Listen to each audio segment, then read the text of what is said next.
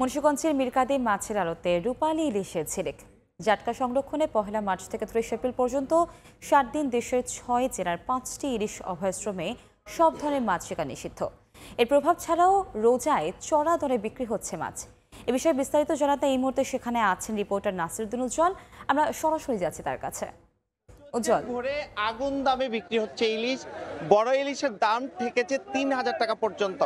সপ্তাহের ব্যবধানে ৫০০ টাকা বাড়ার ব্যাপারে তারা বলছেন যে ইলিশের সরবরাহ কমেছে, সে কারণেই দাম বেশি। কিন্তু যে বাজারে যেসব ইলিশ এসছে সেগুলো কিন্তু বলছেন যে একেবারে ছোট আকারের ইলিশ ৫০০ টাকা থেকে একদম বড় ৩,০০০ টাকা পর্যন্ত বিক্রি হচ্ছে। এর মধ্যে নানা রকম সাইজের ইলিশ রয়েছে এবং সবচেয়ে বড় সাইজের ইলিশ কিন্তু ১ কেজি ৪০০ গ্রাম পর্যন্ত, যেটা ৩,০০০ টাকা কেজিতে বিক্রি হচ্ছে। নিচে কিন্তু ১ কেজির কাছাকাছি যেগুলো রয়েছে সেগুলো কিন্তু ২৫০০, ২৬০০, ২৮০০ এরকম বিভিন্ন দামে রয়েছে। তবে এখানে কিন্তু পদ্মার ইলিশ দেখা যাচ্ছে না। তবে অনেক বিক্রেতা কিন্তু পদ্মার ইলিশ দাবি করলেও সেগুলো কিন্তু উপকূলীয় ইলিশ বলে জানিয়েছেন অনেকেই। এবং এখানে যে রোজায় এই মাছের যে চাহিদা অন্যান্য বছরের তুলনায় তারা বলছেন যে চাহিদা আগের চেয়ে কিন্তু খুব বেশি বেড়েছে তা না। এবং এই যে অভিযান চলছে এবং এখানে যে জাটকা ইলিশ বিক্রি হচ্ছে সেইগুলোর ব্যাপারেও কিন্তু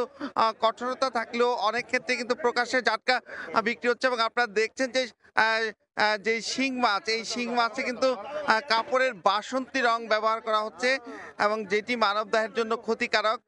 সেই ব্যাপারেও কিন্তু কোনো কঠোর ব্যবস্থা এখানে নেই। এবং এখানকার যে বিভিন্ন রকমের চিংড়ি, সেই চিংড়িতে জেলি ব্যবহারেও কিন্তু অভিযোগ রয়েছে।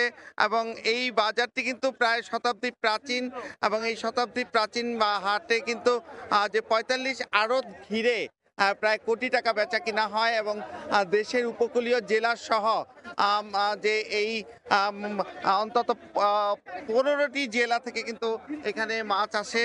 এবং এই সব মাছ ঘিরে যে ২ থেকে ৩ ঘন্টায় যে বড় ধরনের একটা কর্মযজ্ঞ চলে এবং সেই কর্মযজ্ঞটি কিন্তু প্রায় ৪,০০০ মানুষের রুটি রুজি। এবং এই খোলা আকাশের নিচে হাটকে ঘিরে শুধু মুন্সিগঞ্জ নেয়, আশপাশের এলাকা থেকেও কিন্তু অনেক ক্রেতা বিক্রেতা এসে জড়ো হয়। তো এই ছিল মুন্সিগঞ্জের মাছের হাটের সবশেষ। মাছ বাজারের খবরাখবর জানাতে আমরা সরাসরি যুক্ত ছিলাম মুন্সিগঞ্জ থেকে।